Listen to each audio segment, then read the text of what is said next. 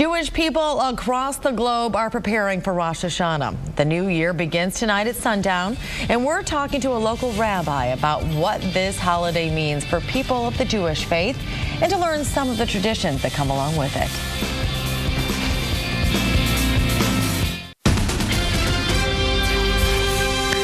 Welcome back. Well, the new year is about to start for Jewish people around the world. Rosh Hashana begins at sundown tonight, and Rabbi Mendel Stein from the International School of Chabad Leadership joins us this morning to teach us more about this holy time, and we thank you for joining us.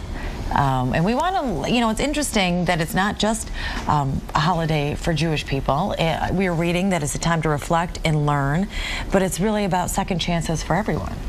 100%. Tonight we're going to start the holiday. Rosh Hashana actually means the head of the year, not the beginning of the year, not just the new year. It's the head of the year, just like the head of a body that controls everything in the body. Same thing, Rosh Hashana is the head that controls it. It's like, we believe it's the day that God judges all humankind on how their year is going to be. And today's our chance to put in a good word for ourselves. Oh. Well, that's good. Tell me about some of the customary things that happens tonight at sundown, and I know you brought some things here for us to look at and discuss. Yes, we'll start with the shofar. We have two of them over here. This is the more common one. The larger one is not as common, but a little more unique. We blow it. It's the highlight. We blow it on both days of Rosh Hashanah when they fall out during the week, like this year, tomorrow morning and Tuesday morning. And it represents a cry out that a person can have to God, similar to a child who may have not seen his parents for a long time. And when he comes back to his parents and he gives a cry out, there's no question that his parents will receive him and take him back into the family. So same thing, we turn to God and we say, we're crying out. We may have not done the best this past year, but we're here. Please accept us, and we have no doubt that God will. And you said you eat sweet things during this time as well, and we have some apples and some bread, some honey. Yeah, we try to eat a lot. We have a lot of symbolic foods that we eat on the holiday.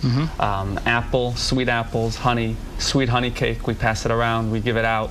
And what does it symbolize? You said.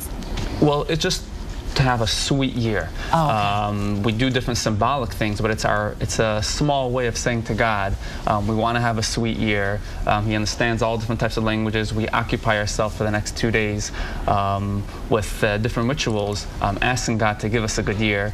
And the shofar is one of the highlights. We often talk about in our Catholic religion how sometimes we take part in the big celebrations, and then the day-to-day throughout the year, sometimes you lose a little bit. And I was reading that you believe that really it's important for these big celebrations and for these religious holidays, but to make it a day-to-day. 100%. It's in a way easier on the high holidays to be involved and come to synagogue. Everyone's coming to synagogue.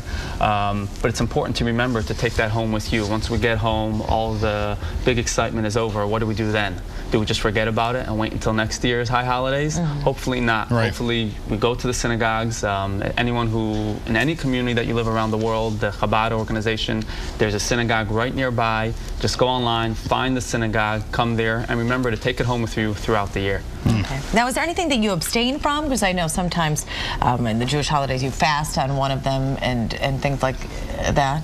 Well, like other Jewish holidays, we try to refrain from regular mundane work and just focus on the holiday. There are a lot of things that we do, lots of joy, lots of happiness, lots of family, lots of connecting to God. So tune in there, come to the synagogue, look out for this shofar, and remember to hear the sound of the shofar. It's the sound of our heart giving that simple cry. There may not be words, but sometimes a sound without words is more powerful than actual talk. Rabbi, thank you for the education. That's good stuff. All right, thank you. All right, good seeing you.